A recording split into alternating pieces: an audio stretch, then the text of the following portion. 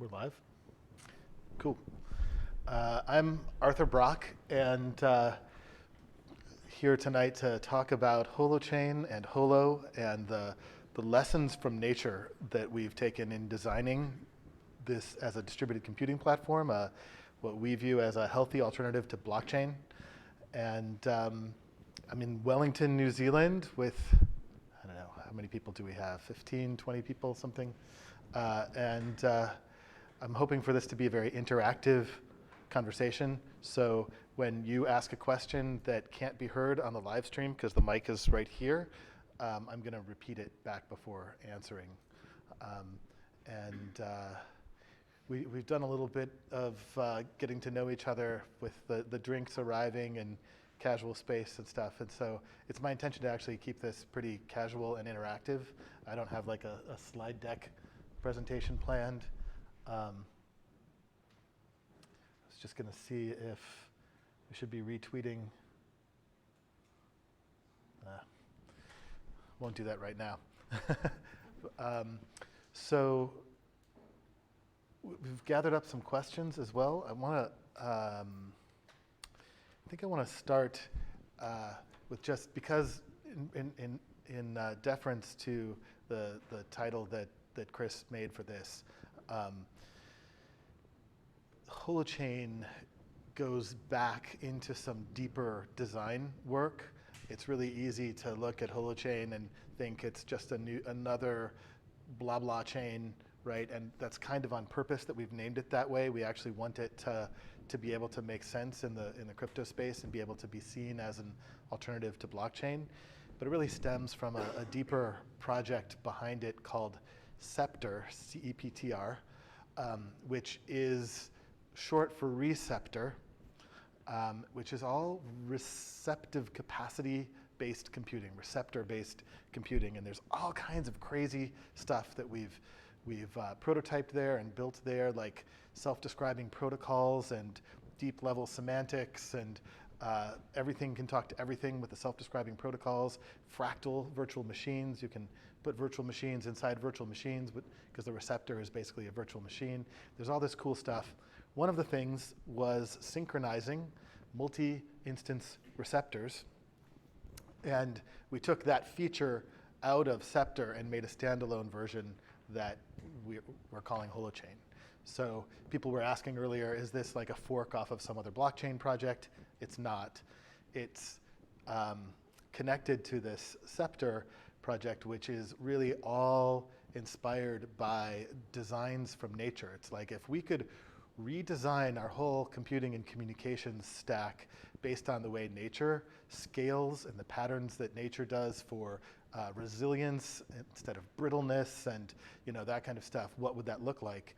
And but still be able to run it on our existing computers.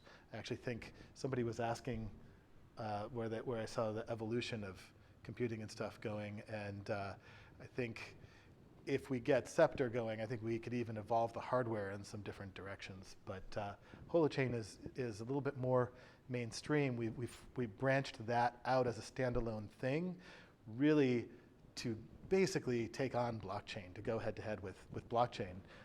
And that's because the aspirations of blockchain are really great. Like the kinds of things that people are wanting it to do for them, be able to create new decentralized types of systems that we can hold together, remove central authorities, that we expect that to enable new kinds of social patterns and run dApps and all that kind of stuff. I'm concerned that blockchain can't actually fulfill on those aspirations. It can't actually sort of fulfill on the promises that it's made in terms of anything real practical and scalable. And I don't mean to I don't mean to offend any people who may be blockchain maximalists and stuff, but we think that we need some other alternatives that follow some different patterns and still fulfill on the same intent. And so that's really where Holochain came from. And that's I think the quick orientation that I want to give. Let me just say a couple of other things in case it starts coming up in the language before I've explain them. There's Holochain, which is our, it really is in our ecosystem sort of parallel to blockchain. It's sort of our open source platform for building distributed apps, for building dApps. Holochain does not have a currency associated with it, unlike most blockchain apps, because we look at it like the internet protocol shouldn't have a currency built into it. It should be an underlying neutral layer that can power everything else. And Holochain is, for us, that kind of thing, sort of a next-gen internet for dApps that should be a neutral layer. And it's efficient enough that we believe it doesn't need to have a currency built into it. Blockchain apps basically need to pay people to run them because they're so inefficient. And when we've successfully run 75 full instances of an app talking to each other on nodes and all that kind of stuff on a Raspberry Pi with 2 gig of RAM, we're talking about something much lighter weight. That's part of our intention, is to have the apps actually be things that you can run full versions on your cell phone or things like that. And so Holochain, organizationally speaking, let me actually speak of it this way first, before talking about it as the technology, and then translate it to the technology. Think of Holochain like the Apache Foundation or something like that, that's putting open source software out there. And then Holo is a different thing. Think of Holo as a distributed hosting company, trying to actually bring dApps to a pricing level, distributed computing to a pricing level that could compete with Amazon and Google and all the other sort of cloud computing providers. So those are two different things, Holochain and Holo, but because the names are so similar, it's easy for people to get confused about them. And Holo is a for-profit company that's wholly owned by Holochain. So somebody had asked earlier, what's the revenue model for Holochain? I think that in general, in the whole open source software infrastructure space, I don't think the world has sorted out good revenue models for infrastructure level open source software. That stuff tends to starve a little bit. And what we're doing purposely is actually having the infrastructure, open source infrastructure company own the for-profit company that does have a revenue model, so that there's revenue sharing going on there. And that's the relationship between those two things. And when we get into some of the more technical architecture stuff, because I think some people had some questions about that, we'll also explain how functionally they're different as well. You had a question, Boris, or were you just moving? Oh, okay, sorry. Yeah, Amy. Give just a bit of a brief potted history. So you've placed it and contextualized it. Yeah. That's some of the questions that we were asking, like where did it start? When did it start? Yeah. What does it look like now? How are y'all doing this? So there's a question about the historical context of when this came from and where did it start and who's involved and what's the scale or scope.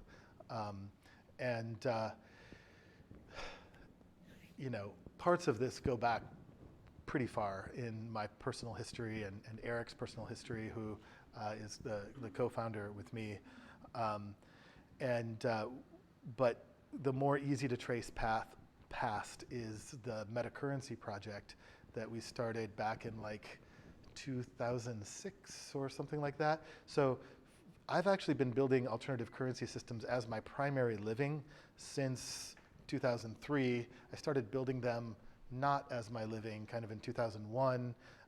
And so way before the blockchain and crypto space. And so it wasn't all about decentralized. It was actually for us in the Metacurrency Project, we're trying to take currency meta.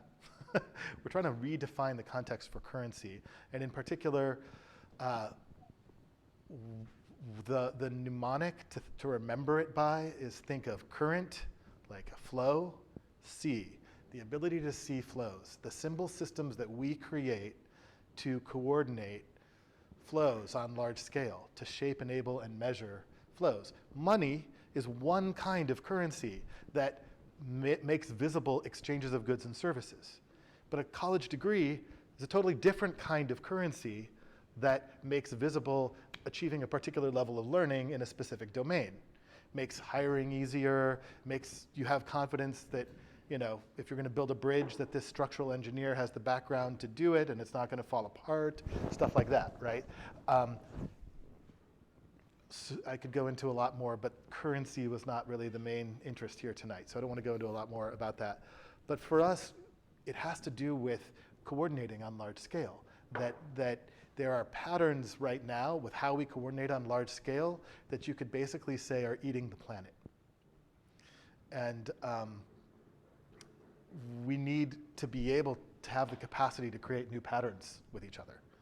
And for us, the Metacurrency Project is actually all about that. It's all about creating those capacities to organize in new scales in healthy patterns. And how do we find healthy patterns? We looked to nature. We looked to systems that were regenerative and systems that could build upward spirals of increasing capacities and energy stores and resource stores, as opposed to sort of extracting all of that stuff and turning them into symbols on a balance sheet or bank account, which is part of why we're eating the planet. So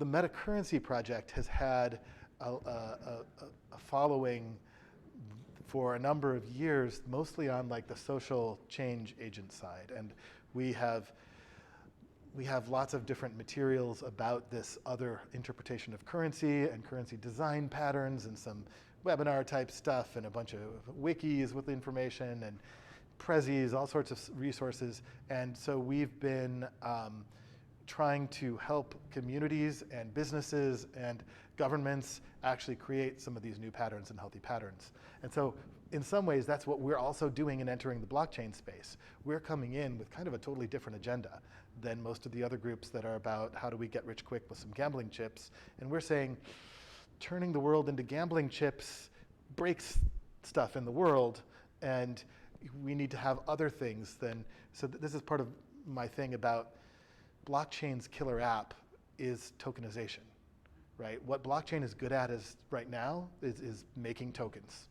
And so all of the people that had these aspirations for, we're going to build a Uber on blockchain, they're like, okay, we can't really do that. It's not really efficient enough, or it's too expensive to actually run and too slow. And but we'll build an Uber token on. We'll build a driver token on blockchain, and then self-capital, do an ICO, and then centralize the data system, and like that's kind of what the ecosystem has turned into.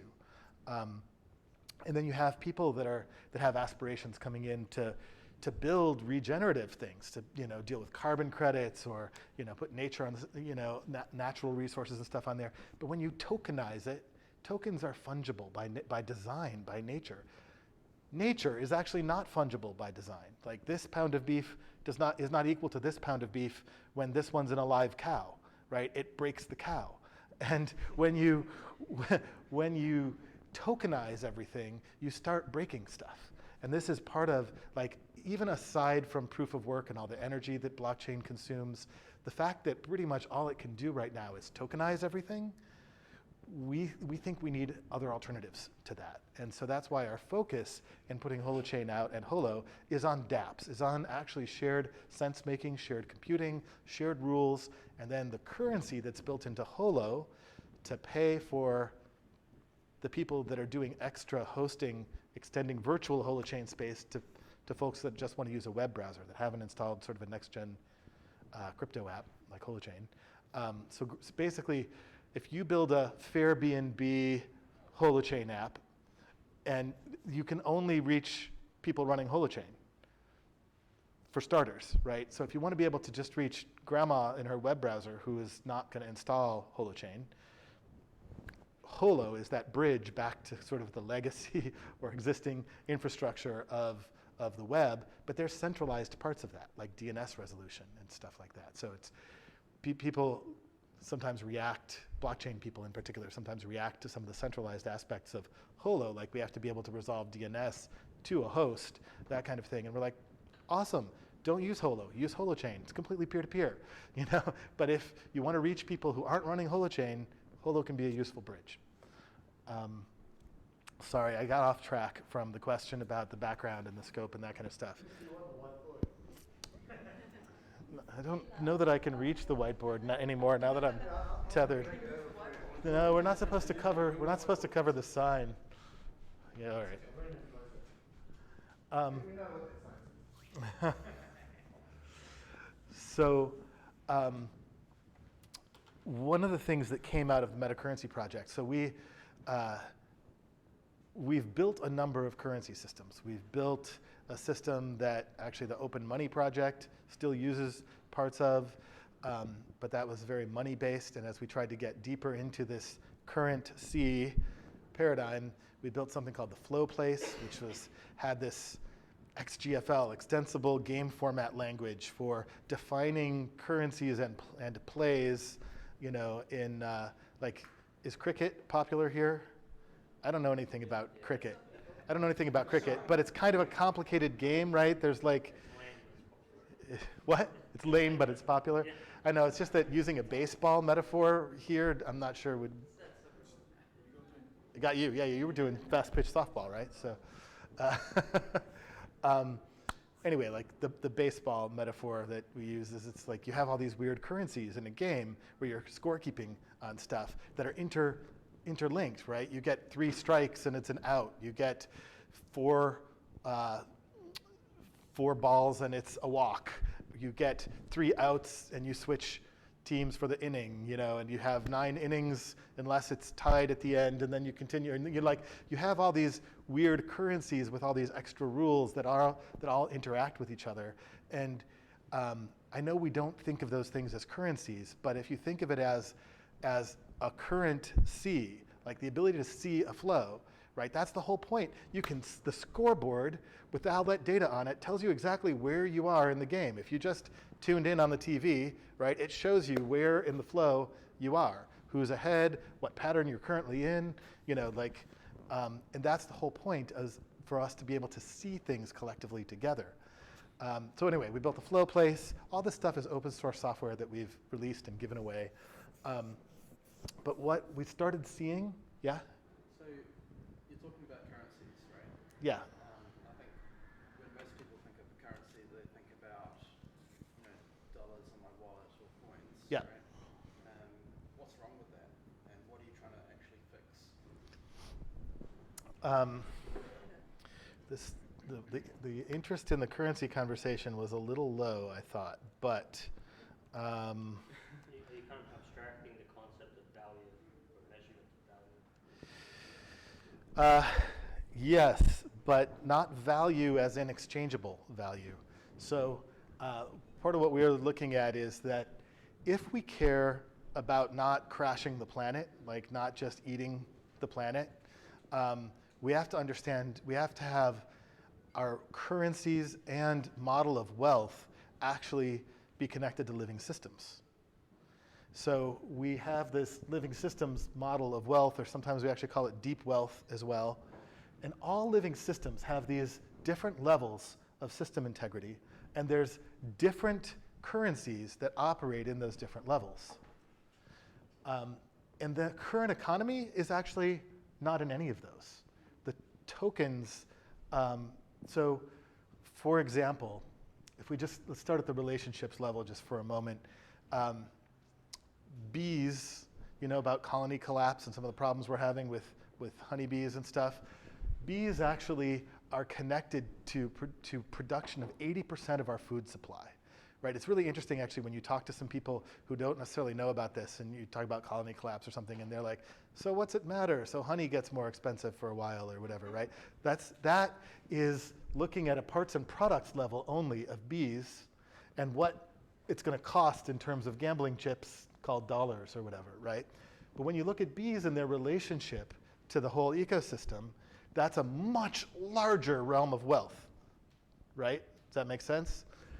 And then there's the performance of what they actually are doing. They're cross-pollinating that ends up creating new hybrids of squash or new, like there's actually the activity, the performance, the all of that kind of stuff, right? There's the properties of the bees or the beehive, or right, and there's then the product that is honey. And then there's the market price for honey. The market price for honey has nothing to do with bees. As a living system, the market price is actually disconnected, right? And the problem is we're steering with this stuff. We're steering with something that's completely disconnected from living systems, and we don't know how to make the currencies that actually integrate. So when you ask the question that I forgot to repeat, sorry, which was, I'm talking about currencies, which most people think about as money or coins or tokens, and what's wrong with that. It's not that there's something wrong with it, it's just that it's very limited in scope. It's basically speculating on this game. The speculative economy is gambling on the productive economy. And the productive economy is connected to nature. You were giving a talk at one stage, I don't remember where, and you gave an example of this living systems model, and it was about a cow. Mm-hmm. And basically all of the metadata around a cow, which actually shows its value is much deeper and broader than just a cow. Yeah. I don't know that we want to go into that, but we could.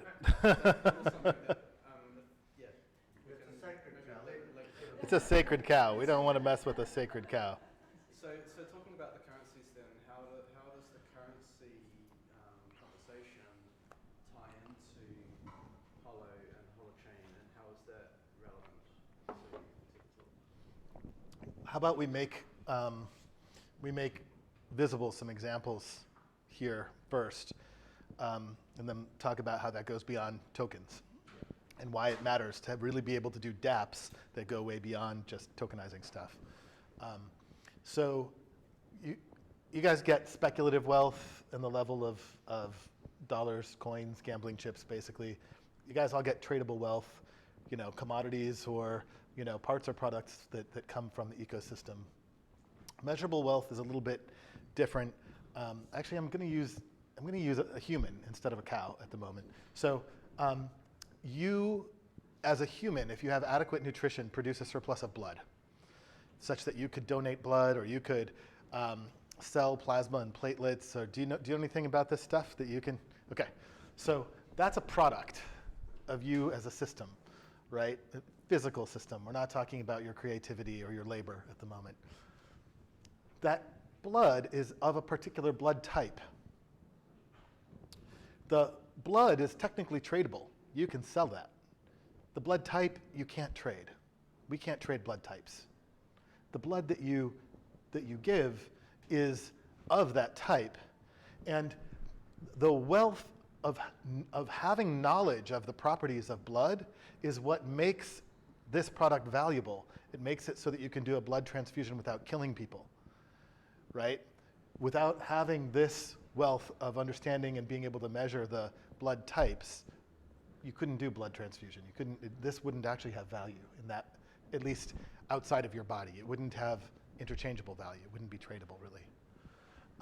Performance of systems, taking this to that level, that would be like your blood pressure.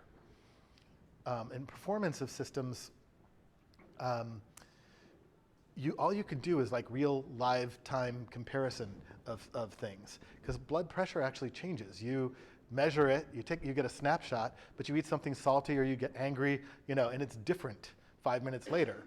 But mostly in the scientific world, we like to kind of pull things down to this realm, measurable, at least. We don't necessarily like going full out into living system land. But the kinds of things that happen in this world, it's like Olympic medals, right? You want to compare the skill of athletes. They don't just get to email in their race times. Do you know what I mean? You actually put them on the same track and run them against each other, and you have gold, silver, and bronze medal winners, right? And so that's a kind of currency, as are all of the scores in the sports and all that type of stuff. But that's a kind of currency that doesn't work like any of these things. And it's easy to think of that as 1, 2, 3, first, second, and third place, but it's not numeric. It's ordinal. It's just an order. You don't know how far apart first place, second place, third place are, because it's not that type of number, right? It's just a ranking of performance. And then out here, in the realm of nameable wealth, relationships between systems, this would be like your cardiovascular health, right? You can't, if we try to rank everyone in this room on cardiovascular health, it's too multidimensional to be able to rank everybody, right? You'd say, sorry, I forgot, Terrence, he looks pretty fit. Like maybe we put him at one end of the scale, and but then it turns out that he has a family history of heart failure or something like that, and it's like, in terms of cardiovascular health, there's so many dimensions of stuff. The only way you can represent it is not just by ranking, but you actually need language. You actually need the ability to represent relationships between parts of the system. I'm actually not going to go to possible wealth yet. Actually, no, sorry. I will for the living systems part, for blood, where we're taking this blood thing.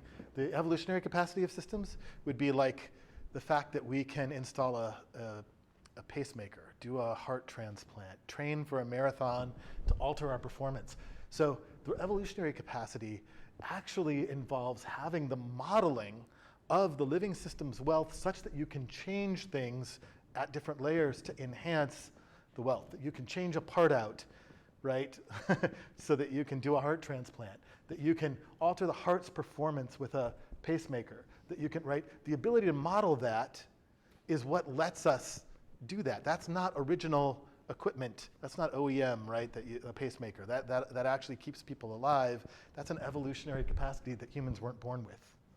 Does that make sense? So the thing is that there's actually currencies that operate at all these different levels. At the realm of nameable wealth,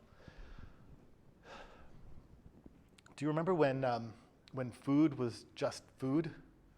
That it wasn't free range, fair trade, organic, GMO free. Help me out here. There's more of these. Locally grown, ethical. So yeah, right. So like food now has all of these other things. These are nameable. Notice they're all names. They're not a number.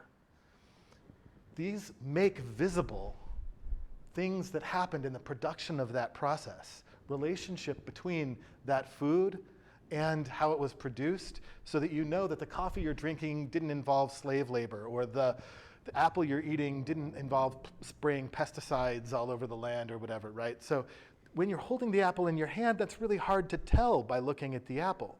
You don't know where it came from. So we've made these types of currencies to make that type of value visible. These are not fungible tokens, right? We can't trade organic. If mine wasn't organic and yours was, we shouldn't be able to trade it, right? A good reputation currency, for example, we shouldn't be able to trade college degrees, right? But are you saying those nameable things, those are a currency? Mm-hmm. Can you? How do you exchange that? Or is it It's no. So, see, you went back to monetary. Right. Tradable wealth, whoops. Okay. Tradable wealth is just here. That's the only part where there's trade. That's a tiny part of the picture. And of course the gambling tokens. You can trade gambling tokens. That's what they're designed for. They're optimized for that, in fact. But as well, it's still something of value. Sorry. Well, you can change the name or fake it, except that if you're a farmer, you don't get to give yourself the organic certification. There's an issuer who actually monitors what you're doing and certifies that, right? So just like you can create value, but you don't get to issue dollars yourself, right? There's a process. So the thing about currencies is that this wasn't going to be about currencies. Why are we talking about currencies? Yeah. I might be wrong, but it sounds like what currencies are at the very core of them is just an abstraction of value or information, however that is defined. So they can always be unpacked into much more detailed information, but it's the abstraction that allows people to quite that last word. Territory, but they're a map. Exactly. That last thing you said is the critical part. So Amy was just asking, it seems like currencies are more about the information and their map, and that's the critical thing. Actually, is that currencies are a living, flowing map that represent flows. Right? Currencies are a symbol system. They've always been a symbol system. We confuse. So they are just information, right? Even when currencies were coins, right? When we traded gold or whatever, that was a commodity. That wasn't a currency. Sorry, I'm in the wrong thing here. Back over here, right? When we traded gold, we were just actually trading a commodity. Gold in that form wasn't actually fungible. It depended on how pure it was and different things like that. And so it was a little bit complicated to be sure about. And so what they did was they started minting coins, and they put a symbol on it that says, we've made sure that this is of a particular weight and of a particular quality of percentage of gold, or like that kind of thing, or copper or whatever. And that was informational. That's what made it a currency and not a commodity. And so even even at that level, what makes it a currency is the information. And so, yeah, I think the map territory thing is the critical thing, is for living systems. If we want to be able to navigate living systems and be able to coordinate in a way that increases our wealth, increases our, and when I use the word wealth, we also redefine that a little bit. It's not about a bank balance. Actually, we're taking both of these words, currency, back to the Latin currere, to run or flow, and that's why currents, that kind of thing, it fits in there. Wealth actually is a parallel origin as the word health, right? There actually used to be a word wheel, just like there was a word heal, which was to make well, right? It's related to the word well and wellness, but it actually applies more to the collective level. So wealth becomes something that's actually not a personal bank balance, but capacity of a system to actually meet each other's needs and that kind of thing, right? So how does your holistic view of currency fit in with the bigger picture of the work that you're doing, and where does the Holochain fit into that view? So Chris is asking, where does Holochain fit into this sort of bigger picture of wealth and bigger model of wealth? Part of, again, why I said we created Holochain to sort of go head-to-head against blockchain is because we see some erosive patterns in blockchain beyond just the electricity use and that kind of thing, but the tokenization of everything, treating the whole world like gambling chips. What we want to be able to do is to have all the layers of relational wealth that you might, like we were just describing the baseball game with the 3 outs or the 3 strikes make an out and blah blah blah, like being able to, yes, there's going to be things that you measure in there, there's going to be parts and products moving around, but what matters is actually being able to build social coherence, being able to have a group of members that want to play by a set of rules, be able to play by that set of rules, to be able to say, this is what we value, and then encode, in Holochain we actually call it DNA, right? The hash of your code is literally of the code that you write in the Holochain app is put into the Genesis block of each person's chain. Genesis entry, it's not a block, of each person's chain. And that's how you know that you're playing by the same rules. That's how you know you are cells in the same organism. So can you give an example of a currency flow in that context? Sure. So Chris is asking for an example of a currency flow in that larger context. Of Holochain. Yeah. Maybe a DApp. Yeah. So let's take. So right now, if you download one of our alpha releases of of Holochain, it comes with this P2P Twitter app called Clutter, which may be representative a little of our relationship, my relationship to Twitter, but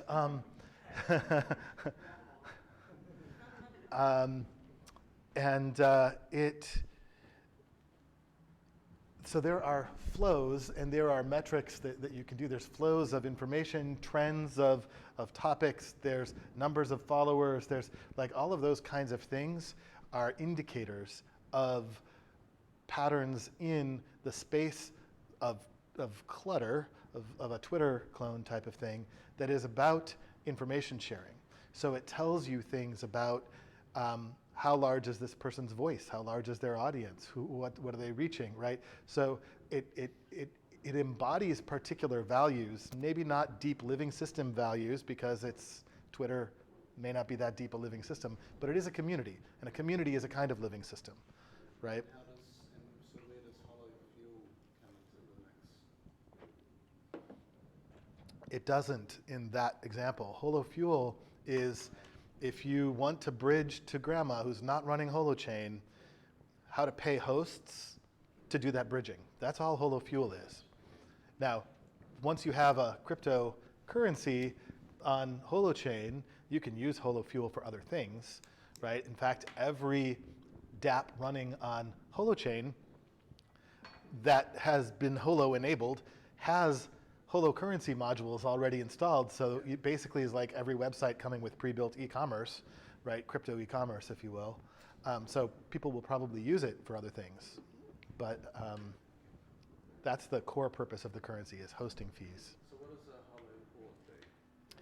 A Holoport is a mini server and a peer-to-peer network kind of thing. It's a full peer that runs the Holo software for doing micro-hosting. Yes. So, can you switch to the other? Which one? Living systems model? This one? Yeah. So, as far as I could understand this, we are running at the moment in the Ethereum network relationship, the Ethereum systems. Like, yeah, the most popular are coins. Yes, I give you that. But it is capable of going all the way. Well, yeah, you could say that a smart contract, because you're encoding things, or dApps, although dApp functionality is somewhat minimal in its affordability, at least on Ethereum, goes out to that level, right? But you know, most smart contracts, or many smart contracts at least, are really about moving these things, conditions for moving these things. But the fact that you can put conditions on them actually makes these things no longer one-dimensional. One of the problems with steering our whole government, our whole economy, steering society by one-dimensional metrics is you lose the dimensionality of meaning as you come down here. But smart contracts actually build some dimensionality back to the tokens again, because they actually can create relational conditions, performance conditions, things like that. So yeah. My question is, how is Holochain improving that? Because the system is already, in Ethereum is already working. I give you that it's using a lot of electricity around the world. Yeah. That's one thing, but once you switch to proof of stake, it should change. Yeah, it'll use less electricity, but the problem with both proof of work and proof of stake, in terms of pretending that they're sensible consensus algorithms for a system that's claiming that its priority is to be decentralized, right? That's fundamental to the commitment of Bitcoin and blockchain and Ethereum, right? Is decentralization. Would you agree with that? So the problem is that when you follow algorithms like proof of work and proof of stake, those are centralizing algorithms. And what I mean by that is, if you have more money to buy more computing power, to do more hash processing, you are more likely to win the more money to give you more computing power. Both of the algorithms are a rich get richer algorithm, that the people who already have wealth and power you can use it to amplify their wealth and power, which means it's a centralizing algorithm, not a decentralizing one.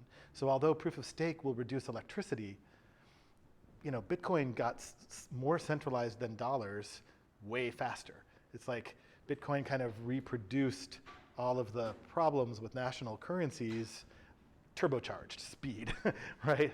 And what we're suggesting is that you need other dynamics in the currency. We're not saying Ethereum is evil. I actually have a lot of respect for the sophistication of that design. However, it will, even proof of stake will not let it scale in the way that Holochain scales. And what I mean by that is you're maintaining a global blockchain, right? Which, let me speak about it differently. Distributed computing, including blockchain, has largely been built on this approach of taking how we do centralized computing and trying to expand that over a network so that we can still have this sort of single source of truth that we counted on in terms of a consistent atomic, an ACID database type thing, right? We want to take this kind of model of how we do computing and we want to then spread that over a network. But the problem is, it's a fundamentally different architecture, right? And everybody knows this, right? That you can't prevent partitions, and you don't know what order messages are going to arrive in, and all that kind of stuff. And that's not how things work in a centralized architecture. You know what order things happen. Like your program was meant to produce those things in order. And we're trying to construct that same thing, except that out here in this larger context, that isn't the truth. And what I mean by that is, the general theory of relativity was published in 1917, so a little over 100 years ago, we kind of figured out that there's no absolute order of things, no absolute space, no absolute time, right? That things happen in the sequence that from your vantage point, different than a sequence from a different vantage point. There's no absolute sequence of events out here in this distributed space. So what blockchain does is construct a fiction. It actually says, well, we're going to hold a lottery, and whether that's a staking betting lottery or a proof of work hash cash, like brute force hacking of a hash lottery, and whoever wins that lottery, we're going to accept their vantage point as truth for this 10-minute block of time or 14-second block of time or whatever right? And then we're going to do the same thing. We're going to take, so we have all these different vantage points, but then we actually reduce it all down to one, and we create this fiction as if that was the official order in which things happen. And I would assert, I know that sounds weird. I'm watching your face.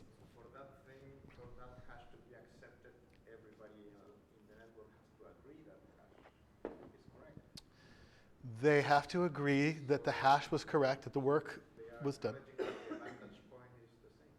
No, they're not the same. Every node mining a block received those messages in a different order. They were mining a different block, and their information gets thrown away, and we pick this one. They were not the same. In fact, they may have had different transactions in theirs than the one that got mined. They're just validating that everything in this one is valid. They're just making sure that it passes the validation rules. It's not the same at all. So we're just taking one vantage point and then another and then another and then another and saying that's somehow the universal sequence of events, the official story. And I would assert that if your whole application framework relies on the ability to construct this fiction of a universal time sequence, that the work involved in doing that, even when you get rid of proof of work and you do proof of stake or whatever, the work involved in doing that will never scale like something that has a different approach, a more scalable approach, the way nature does things, right? Like the cells in my body are not synchronizing a global ledger. They are embodying their own state. They each carry a copy of the DNA of the rules that they're supposed to play by, and there are systems in the body to enforce those rules. Like you have an immune system to make sure that your body parts are playing by the rules and that kind of stuff, right? And they can only do the transformations that a cell is allowed to do. And then if you have a shared space, like the circulatory system or the nervous system for signaling things, right? But the cells are being enforced to only do the things they're allowed to do, then the things in the shared space, you can validate that integrity, at least. So this is the way Holochain is structured. The very first image that I had when people walked in, this one. So every node in Holochain has its own chain. It embodies its own state, but it only contains the changes to the system that you make. So if this is Twitter, right, the first entry in your chain is the code, the Twitter app code. The second entry is your identity information, and by that I actually mean registration on the system, your public key, and stuff like that. You can't talk to the network until you do this. The next one should probably be your registration of a handle that you're going to be known by in Twitter. And then we start having a tweet or a following somebody or whatever, right? Everybody has their own chain, and the systems the changes that you make to the shared space are committed to your chain. And because we publish the headers also to the DHT, so DHT is a distributed hash table. For those of you, most of you probably know, but a hash, especially a cryptographic hash, is sort of like a fingerprint for data, ideally a unique identifier for data that if you change even the smallest thing, it breaks that fingerprint. So a hash table organizes you so you can look up those things by that fingerprint. A distributed hash table breaks that across different computers, and we've known how to shard distributed hash tables actually for quite a while. This isn't even like breakthrough stuff to be able to shard. And so far, we don't really have sharding working on blockchain, right? So as you publish these things to the DHT, it's a little bit of a weird DHT. It's a validating DHT. So just like you were saying, the other miners have to validate the block that you mined for them to accept it. For you to store something in the DHT, the nodes in the shard that are going to have to store it, the nodes that are near that hash using the nearness algorithm, they validate it. And actually, just to be safe, so do any nodes that it touches along the way of getting there. Nobody passes along bad data either. So the DHT won't store bad data, or at least it won't store it as good. It does store it as rejected. It's a monotonic data store, so it can't, you can't lose data or it messes up gossip algorithms. How does the agent-centric model work into the DHT concept? Because each of these nodes has their vantage point of reality that shows an absolute time that actually is the time at which they took those actions. There's not a question as to whether they registered their handle before doing this tweet, right? We don't have to sort that out through some lottery. We know these are sequenced. Now the headers also have timestamps, but we don't trust the timestamps within or outside of a certain margin of error, but they can be useful, so we include them. But it's really hard to do universal time in distributed systems. So Is that one of the reasons behind architecting around an agent-centric model as opposed to a distributed ledger? Well, you could technically the DHT is a distributed ledger. So, sorry, thank you, Amy. Chris was asking, is this why we've architected things to be agent-centric instead of around a distributed ledger? Technically, the DHT is a distributed ledger. Every node doesn't have to hold all of it as long as it can access all of it. A global consensus, rather. A global consensus, exactly. We don't do a global consensus because nothing in nature does, right? Scalable systems don't do that. And if you think about it, if I want to hand you $50 for helping us out tonight and all this kind of stuff, why the hell should we need everybody else's consensus for that? So if we take the clutter example, the Yeah. photo clone, where is the data? Where are all the tweets? Some of them are on my computer, some of them are on his computer, and there's a way of the messages getting to me when I ask for a tweet? Or how does that work? So Chris is asking, if we take the clutter example, Twitter clone, where does the data live? And the answer is yes, it lives on, first of all, it lives on all the nodes. These are network nodes, right? And it's a peer-to-peer system. So first, if you did a tweet, it lives on your source chain. If I did a tweet, it lives on my source chain. And tweets are a public entry type, which means as soon as you commit it to your source chain, the source chain automatically publishes it to the DHT. There's public and private entries that you can write to your DHT. But what if my computer explodes? Can I get the data from somewhere else? Yes, but you're getting into some levels of question I'd rather wait to answer about how data backups can happen and stuff. Kind of levels of redundancy built into it. Yeah, well, first of all, if you have an app where all of the entries are public, the headers and everything else, you have no private entry types, then everything is shared to the DHT, and you could gather that back again from the DHT and rebuild your chain, except that you would have to have your key, your private key. We have key management also as an app, so you can bridge Holochain apps to Holochain apps, but one of the things I need to say first, actually I think we have to scroll down for that, I think it's down here, Holochain app, is every Holochain app is a separate Holochain. Unlike Ethereum, where every dApp and smart contract and coin exchange happens on one monolithic blockchain that is now over 600 gigabytes, right? Does anybody know what the full? They stopped publishing it when it crossed 500, so it's hard to know what the current size is. I'm not running an Ethereum node right now, but every Holochain app is a separate Holochain. It's a separate, private, peer-to-peer encrypted network that can only talk to peers on that network. That allows you to do things like, for the user ID, you can have validation rules that require, so for example, for Twitter, there's no validation rules for joining. All it takes is if you install the code, you're in the Twitter app. So what you're saying is it's not a Holochain network, it's a clutter network. The Clutter app is a Clutter network, correct. It only talks to Clutter nodes. Exactly. But I was going to say for Clutter, there's no boundary, there's no membrane around that. Anybody who installs this code can enter. But suppose you're running, like we also have a peer-to-peer Slack. So suppose you're running a peer-to-pear Slack, and you require an invitation code to get in. So if you try to register on the network to talk to other peers, and your invitation code doesn't validate, your public key gets rejected, and you get blocklisted, and your packets get dropped.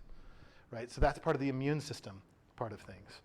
You need to be able to be resilient to malicious peers, but one of the ways to be resilient is to drop them, is to exclude them. Amy? Sorry, I just wanted to, I'm aware that we're getting into really technical stuff at the moment, and I wanted to just quickly abstract back out again, I think, in maps. Yeah, exactly. I think if you could take it up a level and maybe say what's the vision for But I have a Holochain. question. Yeah. Sorry, Gabby. Sorry. No worries. Well, it's a series of questions. So one of my backgrounds is in molecular biology, so I'm really interested in the paradigm, the concept that you're using. So a couple of things, and I'm just going to throw them past you and see what you think of them, is in nature, nature's only held in check each species, each whatever. You can just listen to This is gonna be long though, right? It sounds like you're gonna ask a few. But how do you deal with the fact that nature doesn't balance itself? Nature is balanced by opposing forces. Yep. Right? So I wanted to say, how does this balance itself? And also, if we're talking about DNA screws up all the time, right? And it's got checks and balances for how that. So what checks and balances, if any? If we're keeping with the paradigm, I don't know how detailed y'all have gotten with this. Sure. But what are your checks and balances for if the code starts to corrupt? How do you kill yourself? So Amy has a background in molecular biology and is asking questions because we use biological metaphors in our language about how deep that goes. We're talking about DNA. Actually, how does the immune system work? How do we tell when things get corrupt? That kind of thing, and also the. One other thing, how do you pack the information? Because this is, like, DNA is really good at densely packing information. So how is that being held? Yeah, and she also was asking about the kind of opposing forces, the checks and balances that exist in nature to especially, I'm adding this, but especially to stop positive feedback loops, that things tend to have breakpoints. And also about, compression, how does the DNA actually compress all this information in a useful way? So the answer, that's okay. The answer to the last question about compression is, so far it doesn't. The code is actually in the clear and readable. So one of the features that not everybody considers a feature is that people can see your code, or at least some version of your code. And what I mean by that, obviously you could obfuscate it if you want, but at the moment, let's go a little further with the analogy. At the moment, we have a ribosome engine that allows for different nuclei, different cell nuclei, and there's a JavaScript nucleus, which you would think of as a JavaScript virtual machine interpreted in Go. There's a Lisp nucleus, and we're in the process right now of building a WebAssembly nucleus. WebAssembly actually does compress it a little bit. It comes out in binary form that is actually really small, but interestingly enough, can be run through a renderer that translates it back into sort of an S expression kind of format that looks a lot like Lisp, but different commands.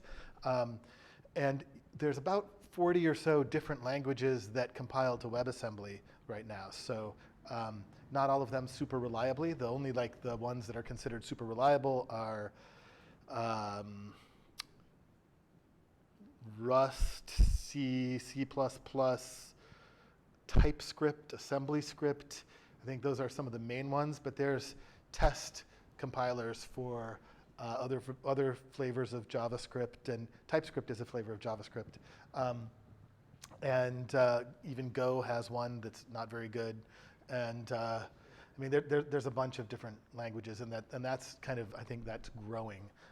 So part of our strategy in doing WebAssembly next was so that we don't have to one-off all of these things. If you can compile to WebAssembly, then you can run it here through a WASM interpreter, a WebAssembly interpreter.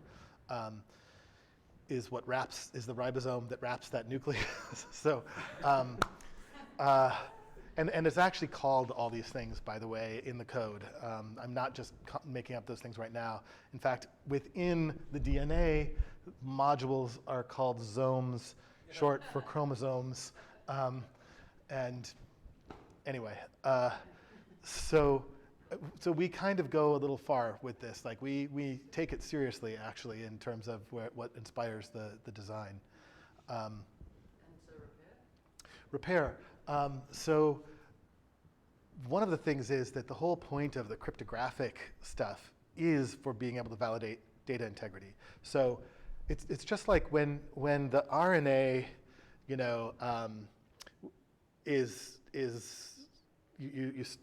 start doing an RNA split and writing a new DNA strand, there's all kinds of error checking stuff in there. It's maybe not a cryptographic hash, but the whole point is to reduce errors in DNA transcription, or RNA transcription in this case, right? And so that you end up with a valid copy of the DNA. We're kind of using cryptography for that in a bunch of places, right? Because the code is in this entry, the hash is hashed here, right? You can always check the code yourself. If you're worried about, is your app compromised, right? You can hash it, and It's compromised. it's compromised, it's gone. You can just run it through the hash and right? So that's one way. Then the other way is the thing that we talked about the immune system at this level, at the network level. So because everything that's put to this network is signed, So that's another place where we have the cryptographic signatures going on. And it's a little bit of a self-validating thing because your address on this network is the hash of your public key. So if you retrieve that hash, it gives you the key that you can use to check the signature. Or if you send a message to that hash, you're actually speaking to the node, to the computing thing, the same address. The way the immune system there works, since everything is signed that gets written here, part of the whole, so you asked earlier about where did the name Holochain come from, and we talked about hologram part. The other part is that these chains and this DHT knit together into one whole. And what I mean by that is that the data integrity model of the DHT actually is based on signed provenance in a chain. So if you are doing a currency transaction, we don't recommend that you implement token-centric currencies on Holochain. You can do it if you want, but then you have to do a lot of unnecessary consensus. You'll understand why I'm saying unnecessary in a moment. How we implement a currency is actually as an account-based thing, an agent-centric thing. It's just like double-entry accounting. If Terrence and I want to do a transaction, we construct that transaction, make sure we agree to it, we sign it, we give each other actually our header for the chain. So he gets my header, I get his. But one of the things that we do first, actually, is my app audits his chain, makes sure that he's in a valid state for me to transact with, because I don't want to get tied up in his money laundering scheme or fraud or whatever. His app audits my chain, makes sure that I have the credits that I'm about to spend to him. Right?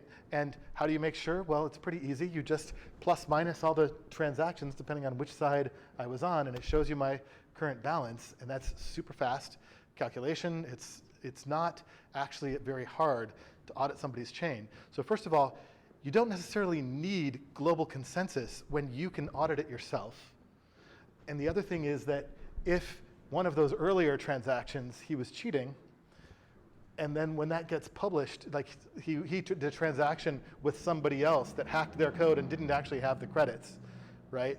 And he does a transaction and that gets stored to the DHT. Then the nodes that it gets stored with validate it, detect it, and both parties who signed a fraudulent transaction are flagged.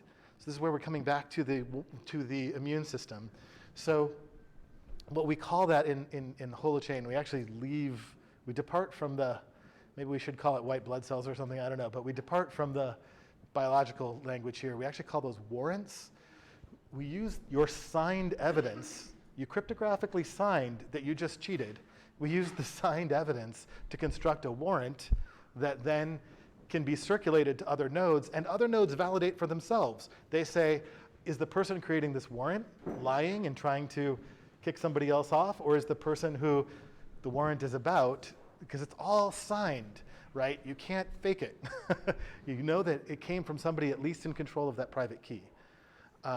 And so the warrant, depending on how your app treats warrants, whether what validation validation failures generate a warrant, and then how many warrants it takes for a node to get kicked is part of how we do the immune system part. Thank you. Sorry, everyone. I just had to know. The bird's just arrived. I wondered, just quickly, if you could say in layman's terms, something you can actually do with Holochain. What's the vision for that? The problem, so Chris is asking if we could just say in layman's terms, what's something you can actually do with Holochain. The problem with answering that question is kind of like, what's something you can do with a programming language in a distributed database? Because that's what it is, right? What's something you can't do without Holochain? So far, I'm not convinced you can scale distributed systems without this approach. I mean, somebody else can make another agent-centric approach. I'm not saying that our software is the only possible software for that. But I think that dropping the data-centric fiction is going to be required for scalability. And what's interesting, too, is if you look at other apps or alt chains out there like Hashgraph, for example, right? What Hashgraph does is it validates data, or its consensus is based on gossip about gossip. So what it does is all of the agents timestamp when they've received something, and then they gossip those timestamps. And so there's like a few rounds before something actually gets its official time sequence, but they take the median time sequence of when the different nodes have signed it. And so that's a consensus algorithm that is accounting for the fact that different agents receive things in different orders. So to me, that's sort of like a hybrid. It's like we're trying to create a data-centric consensus, but we're acknowledging agent-centric order of experience, and now we're building a consensus algorithm out of that. Technically, you can do that same thing with Holochain as well. We have all the data to do that with. The difference is we don't hard code a hard consensus algorithm, a strong consensus algorithm. There actually is a built-in soft consensus one. Should I actually tell you what that is before we have pizza, or should we go get pizza? The soft one is just that we go back to Twitter, for example. The only time you actually really need consensus is over rival data. And so if you look at a Twitter app, right, everybody's allowed to commit the same DNA, even though this is a collision with every other entry. That's the whole point. It tells you that we're playing by the same rules. Everybody commits a different identity, a different public key, right? And then here's where we hit the rub. In Twitter, we could tweet the same thing, not a problem. We could follow the same people. We could make a list with the same people. We could call the list the same thing. All of these things don't matter if there's a collision. The thing that matters is right here, if we register the same username, because the username is a human-friendly thing, because these hashes are ugly, right? The username is a human-friendly way to find each other.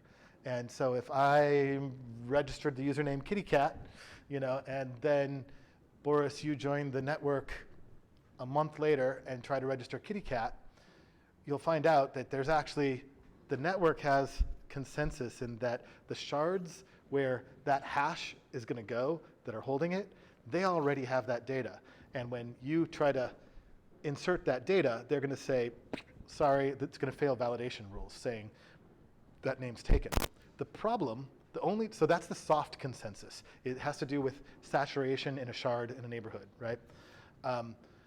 The problem is just if we try to register kittycat at the same time, and some nodes accept my registration and some nodes accept your registration, and they're trying to gossip this, and so far these things happen pretty quickly, like all within under a minute at least. So we'd have to be doing it pretty close to the same time. Then what's going to happen is that neighborhood is in an unresolvable state. It has to detect that it has hit an unresolvable state, hit a callback back to both of our apps, right, and tell us that our username didn't register.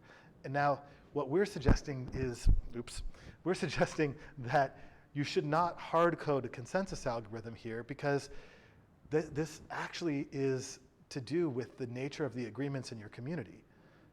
Maybe in one context you start an auction and it goes to the highest bidder. In another context, you have a data collision and it goes to the person with the greatest reputation currency scores or whatever. In another context, you send a message to both parties with a release key, and either can release it to each other, but they have to sort it out with each other in order to be able to use it. Or, right, like we're suggesting that having one hard-coded way, you could certainly also do that in an app, but we shouldn't do that in the neutral holochain layer.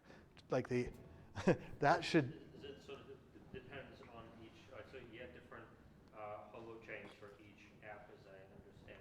So is it intended to be sort of like when you develop a new app, you have to implement that what you do in that case? Yeah, and we're trying to make that easy. In that one of the things that we're doing is we're creating new CRDT types. Are you guys familiar with conflict-free replicating data types?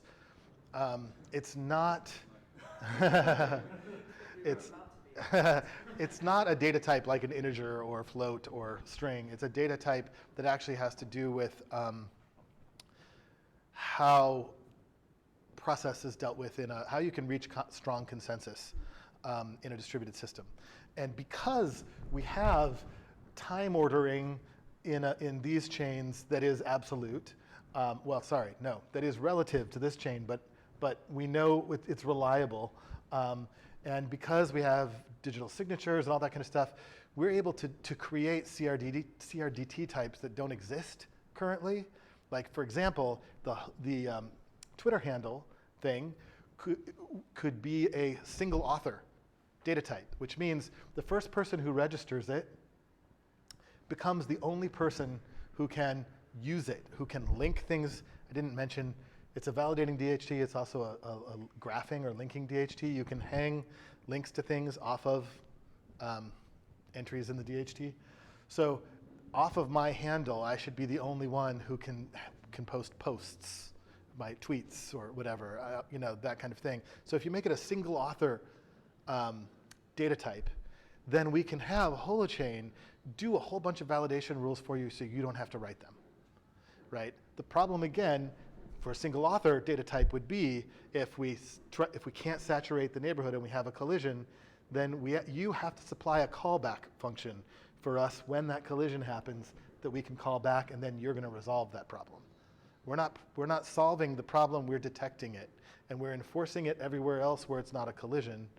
We're keeping anybody else from writing to it because we have an author. We have not only an author, but we have an absolute time frame for what they've done, because their chain becomes the single source of truth for order of events related to that thing, because we know the single author. And so there's weird things that we can do in terms of data integrity that we're trying to do to make easy for developers, but most developers aren't used to thinking in terms of distributed systems yet, and which is part of why it's important for us to provide those things, because writing the validation rules manually, what we observe, and we even do it ourselves, we get lazy. So if you build a Holochain app, right now, first of all, we have like a whole test-driven development environment with a test harness and all this kind of stuff, and you build a test and it fails, you know, and then you build your function and you expect it to pass, but it fails. Why did it fail? It failed validation. You have to go to the validation rules, which currently are return false. And we have this comment in the code that so we have a scaffolding engine as well that can basically generate the whole framework for you and files and directories and that kind of stuff with a little GUI that you can set up some things, and it barfs out a YAML file that you can ingest using Holochain. So we have these comments in there that says, don't just change this to true, think about the validation that you need to do, but what everybody does immediately is just say return true, right? So that their test passes. And then people don't come back and necessarily put in the validation code, like that only the author who created this could edit it, for example, and so this is just a programming practice that people aren't used to yet, which is part of why if we can take that load with new CRDT types, we can make that easier for you. I wonder if it's now's a good time to take a quick break. Yeah. 10 minutes and go back to it. Cool. Can I unplug?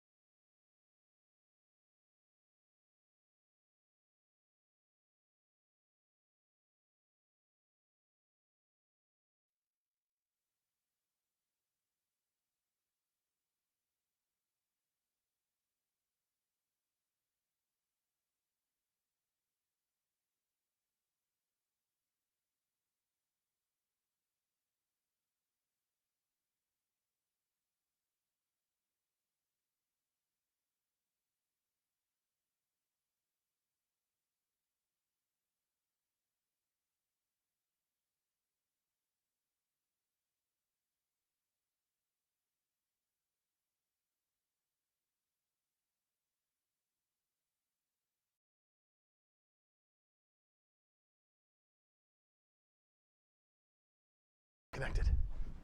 Oh yeah, this one. So here's what's interesting. So Boris had asked, what can't you do without Holochain? Blockchain does some, I didn't get his name, But he was saying Ethereum goes all the way out to this relationship level and all that. And I'm like, yeah, smart contracts and dApps actually start taking you there. That goes into other spaces if you think about it that way. For the most part, many people in that space are thinking about it mostly from a token frame. But so if Ethereum can do these things, what can Holochain do that Ethereum can't? And so one of the things is asynchronous cryptographic decentralized stuff. So every node actually is running two parts. What's weird is every node is kind of a client and a server married. So you have your source chain and the application code that lets you interface with it, and you have a UI. So when you're running an app, which I am over here, you'll notice that the address is localhost. So I'm actually talking to myself through the web browser. I'm not going to the network. I'm talking to a WebSocket that I can make simple JavaScript calls into. It's kind of like RESTful calls into the local app. I know this is a little bit technical language for some, but, and so for one thing, I can do this offline. If I disconnect the network, I can still interact with the application, and I'll have access to whatever data that I have cached, which would be everything in my chain and everything I'm holding in my shard of the DHT. But apart from access, I could still keep doing tweets. I could be writing my blog post. I could technically, if we could connect locally through the local area network, let's not even go to Bluetooth or whatever. Let's say we could connect through the local area network, but the internet connection was offline. We could do a currency transaction.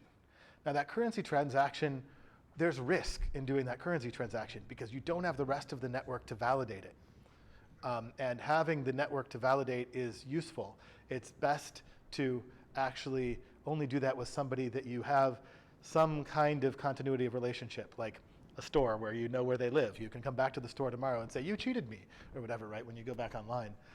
But you can actually do this stuff asynchronously because what happens is when you write a new thing that's a public entry, it gets published to your version of the DHT, which then synchronizes. It has the routing algorithms to know what nodes it should be sending it to and all that kind of stuff. So what's really interesting actually is it gets validated twice before it leaves your computer. It gets validated when you commit it to your chain, and it gets validated when you commit it to your version of the DHT. So before it even leaves your computer, it gets validated twice, and then it actually goes out to the rest of the network. And so what that means is when you're offline, the DHT is your cache. And so you're able to do things that get stopped in your DHT, and they're queued up. And when your DHT comes back online, then it starts synchronizing those things again. And you can't do that stuff with blockchain.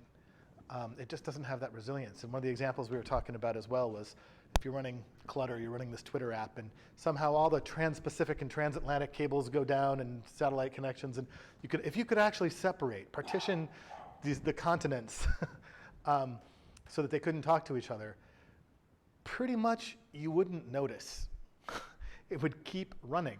As far as you know, you would still see stuff coming through your Twitter feed. The only thing that wouldn't work is a direct communication. If you tried to direct message with somebody who was on the other side of that network partition, you couldn't reach them. And you wouldn't know if that's because they're offline or because, you know what I mean? Like if you were trying to do a direct communication with their node. Now, you wouldn't see the new things. Suppose you're following somebody over there. You wouldn't see the new things they're tweeting, but you wouldn't know whether they just haven't tweeted anything new or whether, right? As far as you can tell, the system is still working. This is the whole point of the holographic thing up front.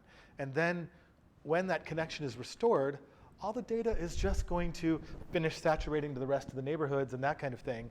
And the only possible collision is if people registered usernames that collided while they were off, while that partition was down.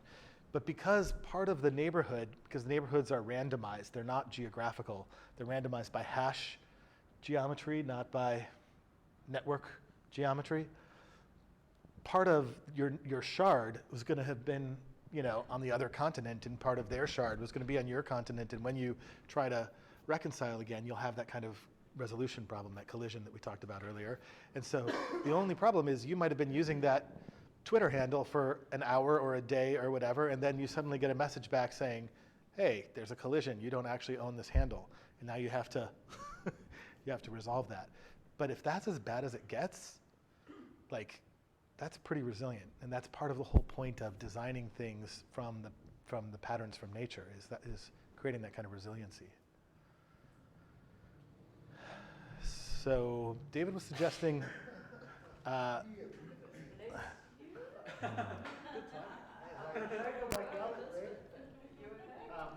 Yeah, all good now. Hello? Very cool. So, you know, like, we'll go back to the honeybee. It made me think about, like, the East Coast fire region. And so we got a big initiative to try and plant a lot more trees, right? And so the old way of thinking is that plant pine trees, because they're a commodity, they grow, they give us carbon credits, we cut them down. It's not looking at the whole system. So when we look at the whole system, if we look on the East Coast with Manuka, the biodiversity there, and then we bring science into it, things have a lot more value around them as a complex adaptive system than they do Right. as a single commodity. right, So if the problem that we have is we don't have a way of seeing that complexity and giving it value, true value, genuine value, instead of just Right. commoditized, simplistic value. right, So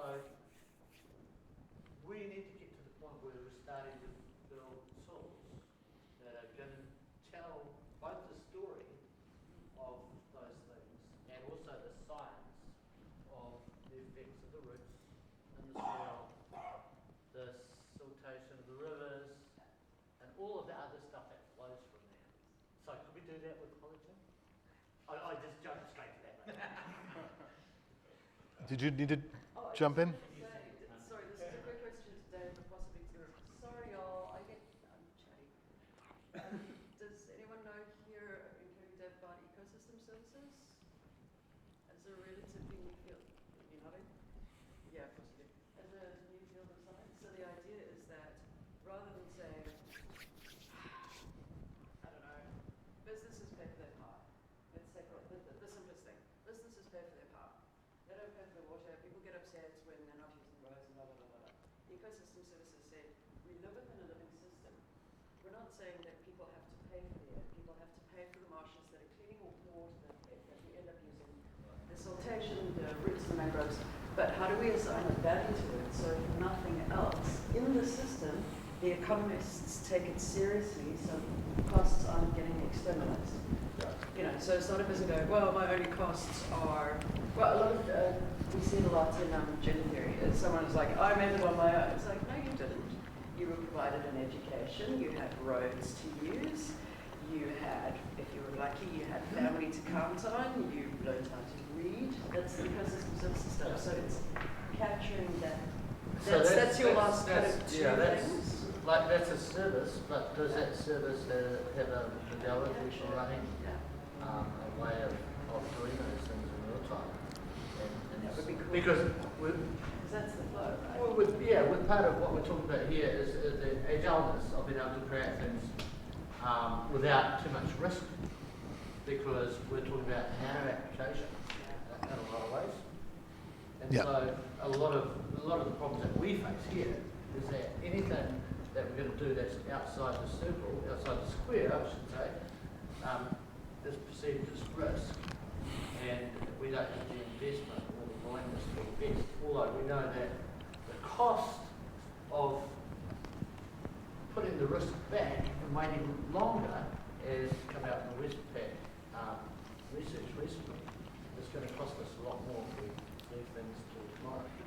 So what I'm seeing here is that design around identity and the complexity of identity, and that identity is not just one thing, it's many things, and reputation which has a time aspect to it and a history, and then we can start to add AI and projections and that sort of stuff. Have I got on track? Probably.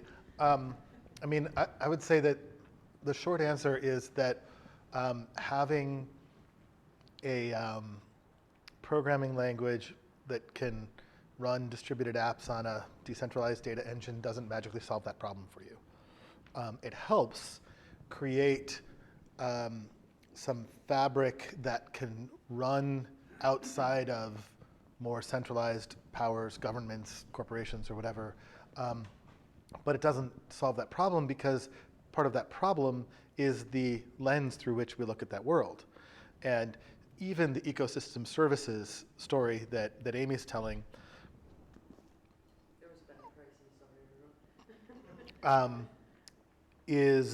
it puts monetary value on those. So it's actually valuing those things with the gambling chips, right? Which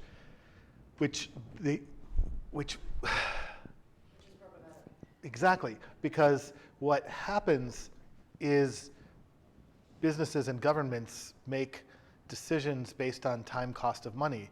And if, I don't want to go into that whole thing. I can explain the whole thing, but the problem is it means the faster you can extract, the sooner you can extract value, the better off you are, because the way that you count it is having that value now is going to earn you interest and blah, blah, blah. But if you wait and you think it's not going to be increasing at value at the speed at the current, the time cost, anyway, it's like you talk about the cow, you know, yeah.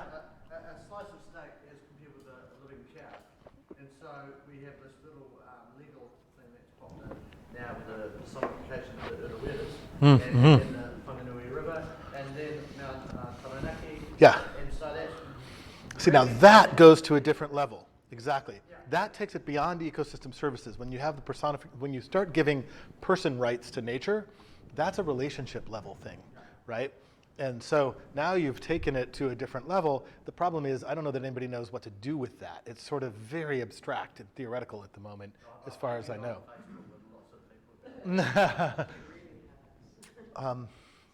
Yes, Boris. So you mentioned that when people build dApps, they have to determine or sort of implement the function that determines how sort of conflicts are resolved. So that's a good architectural decision because it sort of leaves that little bit of optimization and the onus on the developers. What other functions are left to be developed by people who want to use Holochain, and what are the conceptual problems that are the background of those functions that need to be implemented? So far, Boris is asking about what onus is on the developers around making this stuff versus what things does Holochain take care of? Is that kind of a... Besides the conflict resolution. Yeah. So at the moment, I would say one of the largest onuses on the developers is actually UI. We have no idea how you want to present this stuff. Some of us do, or can help. Awesome. We're actually trying. We're actually trying to build some more stuff for that in terms of one of our guys is really into React Redux and building a bunch of web components, and we're in the new version with the WebAssembly ribosome. We're putting in some UI hints that could tell you to use a particular component, that kind of thing. And so as we start building a library of that stuff, you could get to these things faster. It can be easier to build. Right now, I mean, it's no harder than building a UI to any other system. It's just that onus is on you. We didn't take care of that for you. Consensus over rival data is on you unless one of the CRDT types that we're making actually solves all of that for you. But typically, there is going to be circumstances where the CRDT type can just call back saying there was a conflict. It will enforce everything it can. But because the system can partition and all those sorts of things, right? Like in the case we were talking about, Atlantic, Pacific, Twitter still operating, two people registered the same username. When it comes back, there was nothing we could do to prevent that from happening. The fact that it was still operating when the whole system was separated was like, that's what we offered. Yeah, you're going to have those callbacks for some of those circumstances that we can't stop from happening.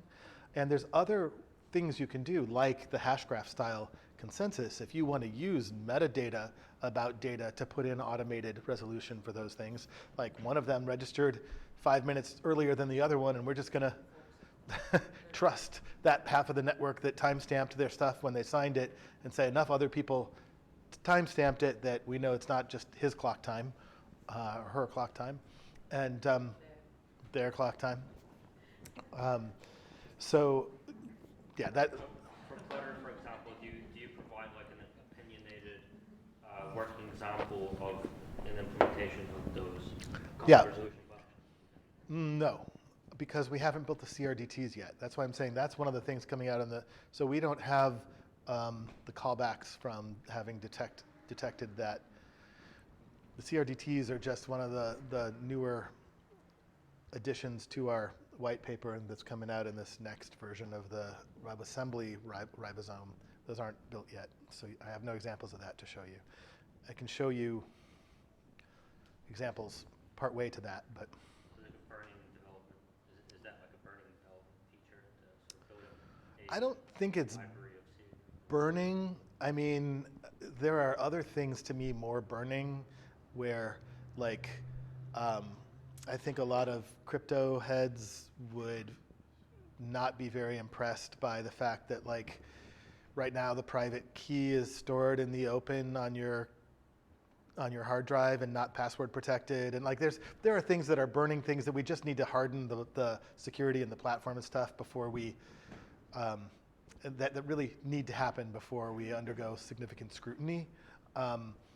And luckily most of those are kind of easy, but we just haven't done them because there's so many things to do. But the CRDTs are coming. They're on their way. If more people even knew what they were, it might be a more burning issue. But sorry, as one of the probably least technical people in here, you just said, according to my ears, that the security features haven't been done. Would you write those yourselves, or would you use? How would you? it depends on which security features you're talking about. Password protection. Yeah, that would just be a library that we're using that it already exists from underlying system stuff. We don't really have to write much of that ourselves. One of the transitions that we're in right now is switching from libp2p, which is a library that we used for peer-to-peer node communication that does encryption and all that kind of stuff. It's built by Protocol Labs, the people who did Filecoin and IPFS and that kind of stuff. But frankly, it doesn't do most of the things we need it to do. It's not very good at going through very many layers of natting or firewalls or any of that kind of stuff. So we've created a partnership with Promether, which is the same folks that built Demon Saw, if you guys know about that, which basically can get through any kind of firewall and network configuration. Exactly. So that one ups both the security. It even does things like HTTPS masquerading, so you can hide your traffic and just make it look like web traffic, or, so there are things that we're doing. We don't actually consider ourselves security specialists, just to be clear. We're as much as possible trying to not be the ones to build that stuff, but use existing libraries. Well, all I was wondering is because you've got libs. Yes, but And yeah. You got to trust the keys with someone else. You don't trust the key with somebody else. I just mean, at the moment, it's stored in a file that you could just open with Notepad or with an editor and view the private key, which, if you care about crypto security systems and you might worry about a virus getting onto a computer or something like that, and then somebody being able to read your private key and then start acting like you on the network, and that's the danger there. Somebody would have to have control of your device. But If I can ask the question in a different way, is what you're going to ship going to be secure out of the box, or are we relying on other people in the ecosystem to make the system secure? so Chris just asked, is what we're going to ship be secure out of the box, or are we relying on other people in the ecosystem to make it secure? one of the answers that I think the only reasonable answer to that question is everybody thinks their stuff is secure. You don't know until other people actually bang their heads against it, and actually challenge the vulnerabilities that you thought of. The answer is first of all, we already have released stuff, right? We have alpha releases out there, but we say these are the limitations. Do not use this in a production system. API is still changing, blah, blah, blah, right? What our approach to this is going to be is to be as transparent as possible about the state of the system and let you make the decision as to whether it has the maturity that you're ready to use. But the intention is for it to be... Absolutely, yeah. But one of the things I just have to say is that there's a bunch of reasons that we're doing Holo as our first currency with the hosting engine and all that kind of stuff. But one of the things is that it's a high volume microtransaction environment, right? Hosting transactions are small, and we're doing this in part to prove the scalability. We want to be able to show, it's going to take a while to have that many users, but we'd like to be able to show millions of transactions a second or certainly a minute,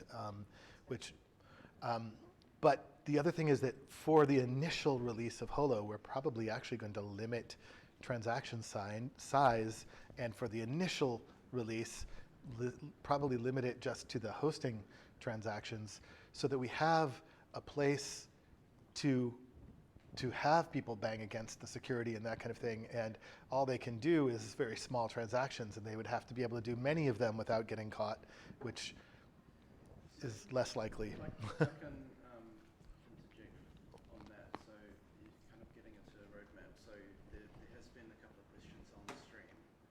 So just to segue into those. So when do you see there being a sort of version 1 release of Holochain? You mean 1.0, not alpha or beta? Yeah.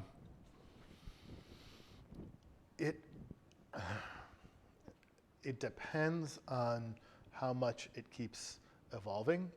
I expect to see a beta release this summer, which... Northern Hemisphere. What? Oh, I'm sorry. Northern Hemisphere summer, June, July, August. All right, right. Sorry, this winter for you? How releases work. We're better those days. So you say the network, so it growing, is that in terms of physically growing? I mean, how much it evolves, Evolve, sorry. and like. What type of evolution are we talking?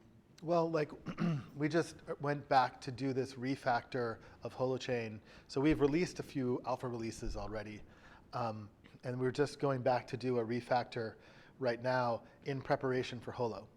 And part of what we're doing is, part of why we're doing the WebAssembly engine and this kind of stuff is what we're doing is we're breaking, you know how I said a Holochain node is, oops, just fall asleep, it did. It sort of has two halves in one. It's kind of a client and a server in one. What we're trying to do is to make it a little easier for you to break that kind of front of the house and back of the house apart. Be able to kind of break this apart so that, for example, if on your cell phone you don't want all of this gossiping traffic to be happening, you could have a Holoport device or a cloud server or something like that that you bind your cell phone part of the app to this as your DHT part of the app.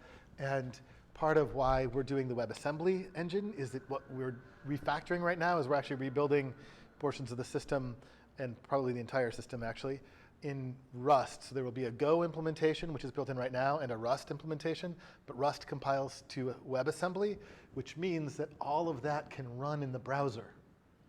So what we can do to expand your hosting capacity as a Holo server is push off a huge chunk of the processing off to the web browser client. So that's less processing you have to do, so you can do more hosting, basically.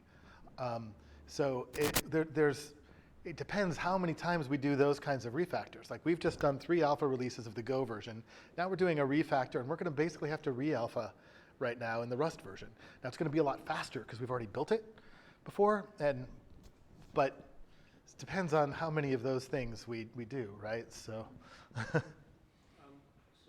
You mentioned you were like doing like a Holo ICO, and you had a open source Apache Foundation style organization for the technology of Holochain, and then you had Holo the company, which was a sort of Hosting company. hosting company.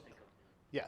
So yeah, I wanted to ask you about what is the continuous revenue business model for Holo, and how do you intend to make money on it? Primarily 1% transaction fees. On these, it won't be much while it's just hosting revenue and lots of microtransactions, but assuming that we hammer that out, we say it's secure, we start allowing general transactions. So when I say allowing, what I mean is we're going to be doing updates to Holo. And so updating distributed software, by the way, is a pain in the ass. And so that's another question if you want to ask how we do that. So in later updates of Holo, it would remove certain restrictions of only doing the hosting transactions or having a size limit and that kind of thing, but also add any of the security additions that we needed to make that safe. So we think that once this starts running as more of a general app system, or general currency rather, because every Holo app already comes built in with Holo currency capacities. It's like every website coming built in with e-commerce tools, sort of, that it will be used a lot on the apps because it's already there. If every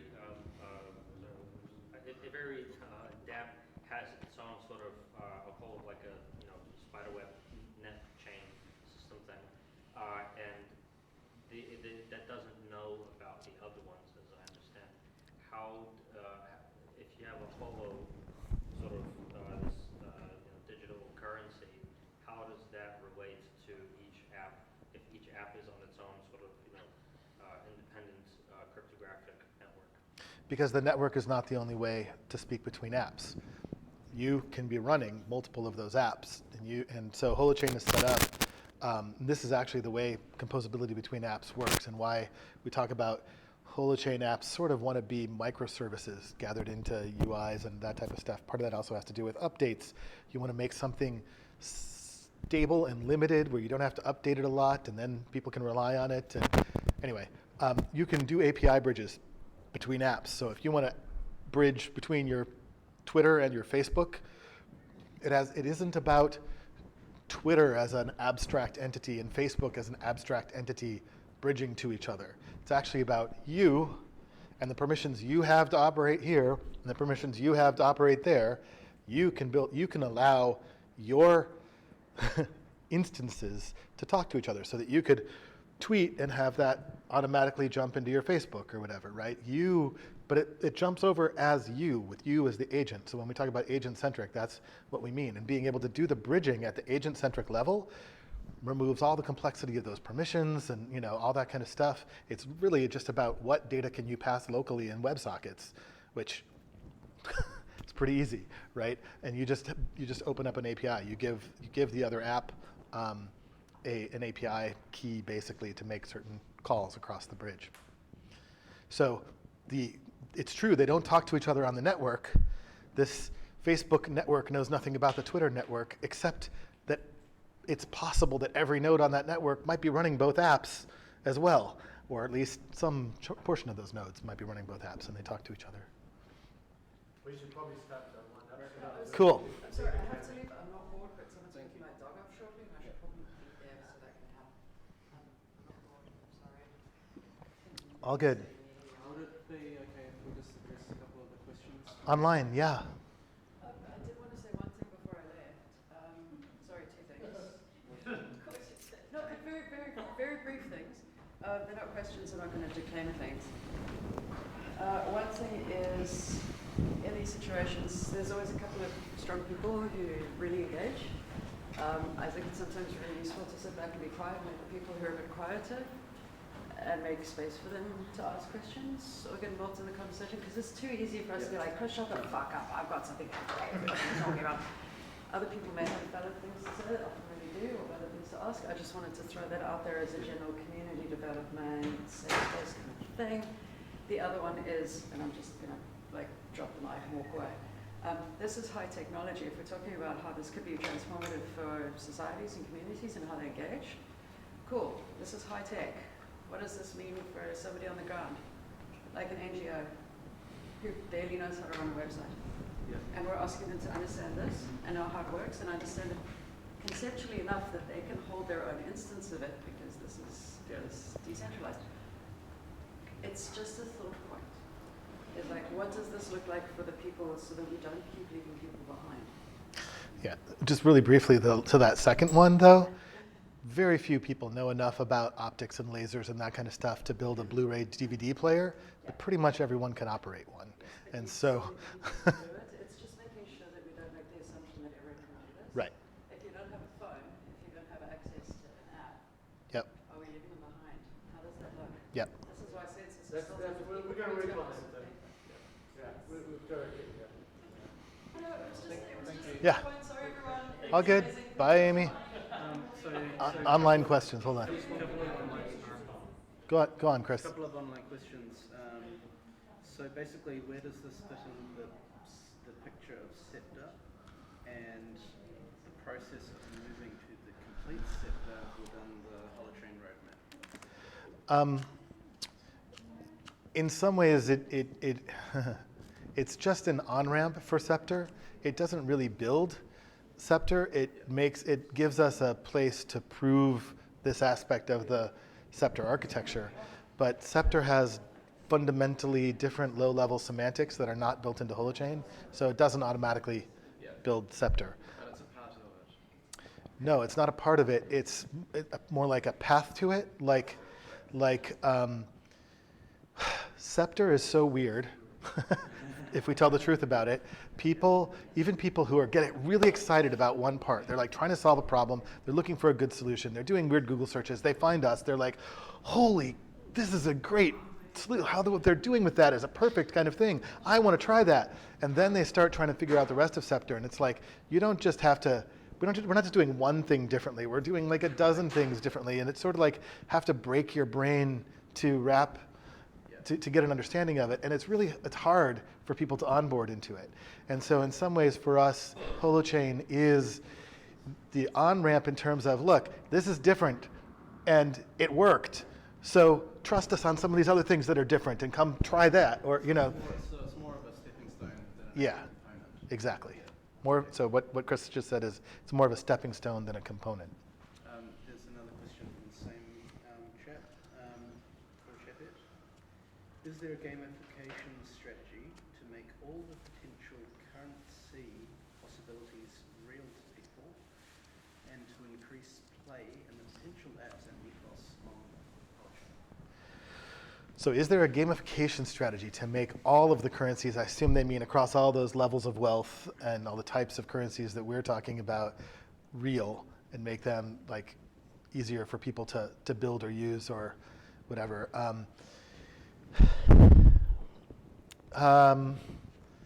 For the most part, at this stage, I think we have to say no.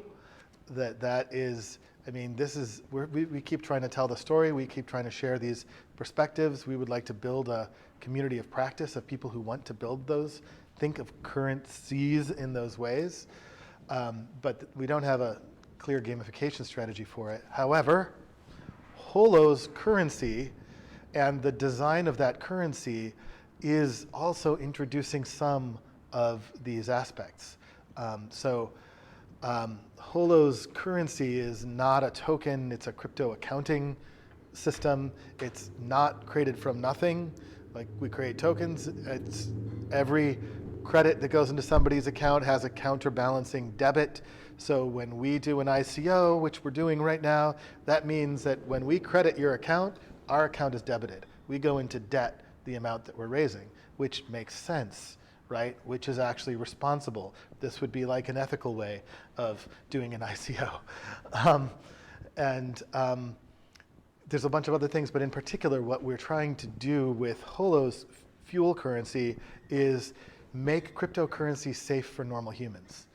Most people can't afford a 50% drop in value of the currency that they have, that they're doing business in over the course of a week or 2 or 10, right? Like they need to be able to know they can pay their rent this month.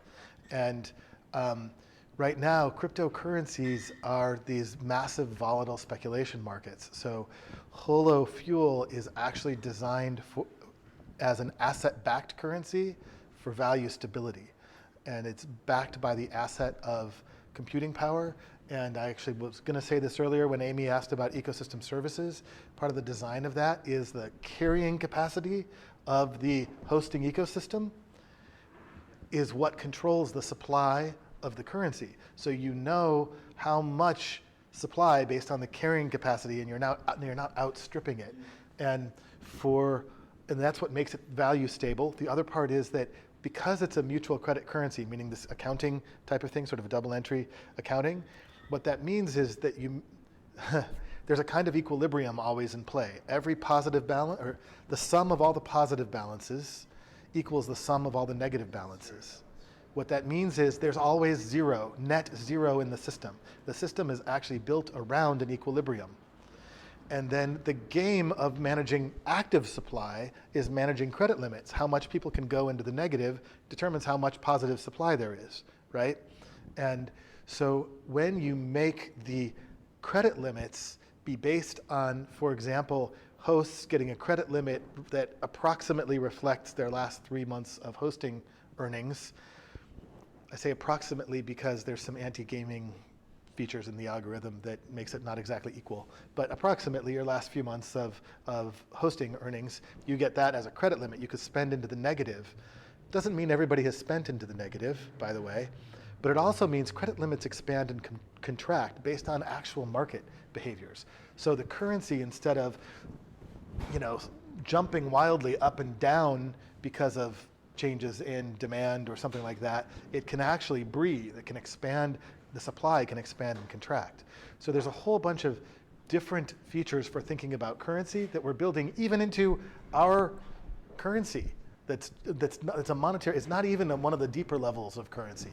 So basically, Holochain provides a platform that you can build currencies on top of. That's right. And Holo Fuel is the currency beneath which Holo operates. And basically, myself, a provider of a Holo agent, I'm a host. Yep. Actually gets paid in Holo Fuel when people consume services running. Right, so let me repeat what you just said. So what Chris was just saying is that Holochain allows you to build many different kinds of currencies. Holo is a hosting engine that has a Holo Fuel currency built into it. That is what hosts are getting paid in. But other people can build other currencies. They can interface with the Holo currency or not. And if I want to pay for my app to live on a Holochain, then I can pay in Holo Fuel? Well, you can run it on Holochain just as a peer-to-peer thing for free. If you want to bridge back to web clients who aren't running Holochain, then Holo hosts can help you do that. You could also build your own array of servers to do that. Your computer is shut down, it stops being part of the chain. If your computer, so Shuts down, it certainly is stopped. So if your computer shuts down, your stops being part of whatever holochains that it's running at that moment, in terms of they won't be able to reach it. But when it comes back online, its keys are the same. It's, it hasn't, the integrity of its state hasn't been altered, unless that's what your question is. will just cease to exist. That's why in a normal blockchain it's there. Right, normal block. So the thing is that you as an agent couldn't be making changes to the system without your chain to write them to. So Sorry, what? Is it kind of like you keep your structure of your part of the network, but you're disconnected from the other? Yeah, maybe you were out of the room and we were also, not you, Boris, but what's your name? Klaus. You might have been out of the room when we were talking about asynchronous stuff, like that you can actually do things asynchronously because you can write them to your chain offline, cache them in your DHT node, which functions as an outbound cache in this case. And then when you get back online, it actually will synchronize. And if what you did was invalid, others will do the validation and detect it then. So if this is offline, nobody can do a transaction with you because transactions have to be signed to your chain, right? Because we're going to be going to Dev Academy after this, so we're still going on to For a hackathon. and so anybody who wants to go to Dev Academy and hack deeper into this is welcome to join us. Yep, we're actually going to try and get our Holoport up and running. We've got our Raspberry Pi, and we're going to see if we can get an agent going. Great. Hopefully with Arthur's help. So I wonder whether we... Yeah, we should wrap up. We're going to go to Inspiral Dev Academy for their art hack, and we're going to be playing with... Arthur hack. I just added you in there. In which language do you write DNAs? Currently, JavaScript and Lisp. The one coming online next is WebAssembly, so anything that compiles to WebAssembly is the next one. Yeah. Meaning, yeah, we have virtual machines. I And just want to thank Arthur for coming here because he's meant to be in Copenhagen. Hey, wouldn't you? I was supposed to go lead a hackathon in Copenhagen, but Yeah, but yeah, I talked him into coming over here. And it wasn't hard to do because he sees so much promise over here. And already having a connection to Inspiral yeah. and some of those guys. And then we were connected through the Global Challenge, Collaboration Challenge. Last year was education, but yeah. So yeah, it's one of the things that really attracted me to this initially was the people that were involved in this project, who come from so many different disciplines, and a lot of them just my favourite people through my 100 odd Facebook closed groups and whatnot. And it was like, well, if she's involved and they're involved and they're involved, this is something good. So there's something magical, but it's a big education process. But anyway, we're super grateful. And we're looking for developers because Pentech for providing the pizzas and Yes. or pizzas are food, and BizView. Pentech, BizView, and Seed were the three things that we've been having meetings talking on. And Collider Wellington for the venue. yes, Yep. Biz Dojo, Collider Wellington. Dojo, they're behind here somewhere. Yep. It's a Should move collaborative effort, that's all we have to say. And we're looking for developers because even if we are awesome and with doing everything perfectly for Holochain and Holo, it's useless without the apps running on it. We need people who want to build stuff. And it's all open source, so we want to start developing, we just grab it. Holochain is all open source. It's been out for quite a while. We actually had our first hackathon for people to build stuff on it over a year ago. That was a very carefully selected, hand-picked audience of people who wouldn't be very harsh with us if it didn't go well, because it was only 2 months into coding at that point.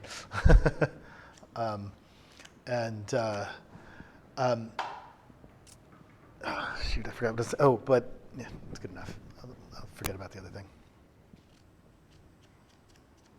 Anything else before we go? How many people like you are running around the planet building new? We have about 35 people on our team internally, but we've had a dozen or so hackathons in the since November. A bunch of them in Europe, some in, a couple in Australia. I'm not going to count what we're doing here as a hackathon because it won't be in depth enough. It's just going to be a little play with it thing. In terms of Matthew Shute is doing it. Matthew Schuette's going around on tour. In terms of like on We tour, talked about gamification, Matthew Matthew and I. Yeah. Because we've both written stuff on identity and the complexity, which is a big part of this. In terms of on tour, it's mostly Matthew. I mean, I'm also doing it, but I'm doing it, like Matthew is like literally 2 days in a city with like 4 or 5 gigs and then to the next one. And Talking about universal you in terms of people who've developed these types of. we have about 40 apps right now, about half of which we have built. I would call all of those apps alpha level. So does that answer your question? No. What I'm talking about. Sorry. What I'm talking about. How many people like yourself have taken the time to develop something like this and are out there doing the same thing that you're doing?